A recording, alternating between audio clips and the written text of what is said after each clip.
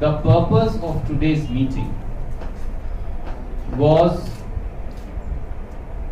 understanding the organization, knowing their views and opinions, taking their suggestions, and strengthening the organization. Members of these leaders of these 5 districts have come today. So this was not a public meeting but was an interaction. First jointly, where all our senior leaders who are present here, they addressed on 3 major issues. Firstly, how to strengthen the organization further up to the grassroots, that is booth committees, village committees, ward committees, and strengthening the block and district congress committees wherever necessary. Reorganization of the Pradesh Congress Committee. Since currently our state body does not exist, we, with the help and assistance and guidance of all our senior leaders, propose to do so very soon. So that was our first purpose.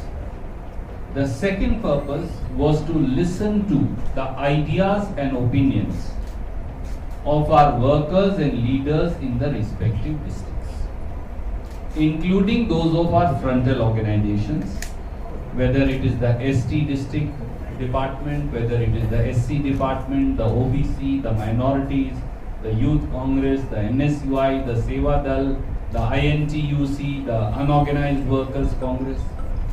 District by district, we are hearing their opinion. I'm sitting with them, I'm letting them tell us how to strengthen the party in the district, how to strengthen the organization in the district. The third idea was, in the ensuing elections to the local bodies, that is Jila Panchayats, Jila Panchayats as also the Taluka Panchayats, which are due imminently. They can happen over next 2 months, 4 months, maximum they can be deferred by 2 to 4 months, 5 months. We expect that before the end of this year, there will be elections. They will have elections because that's what the Constitution 73rd and 74th Amendment mandates and what. How to ensure that Congress party emerges as the single biggest victorious party in these elections, since that can only be done by the district and taluka level leaders.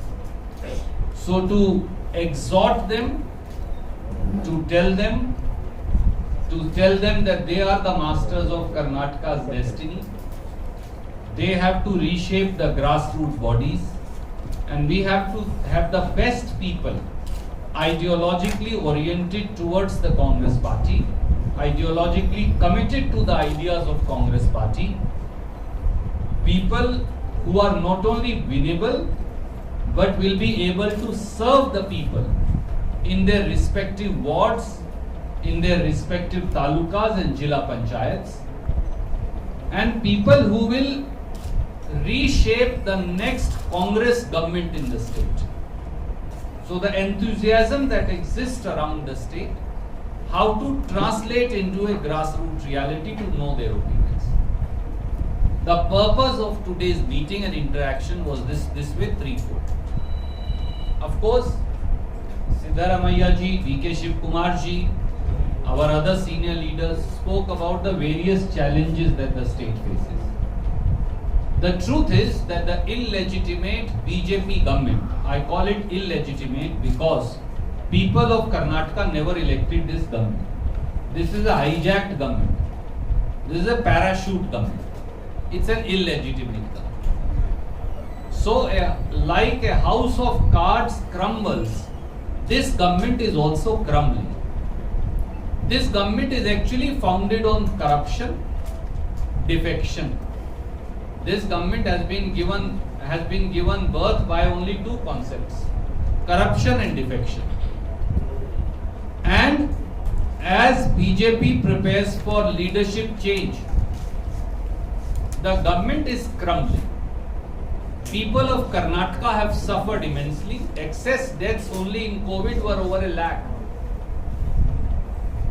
So there is no sign of any development. The only thing we have is corruption and defections. And that's why the government will fall.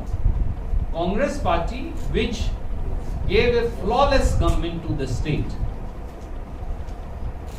is committed to the welfare of people of Karnataka, and we are committed to do so. So all those ideas were also exchanged.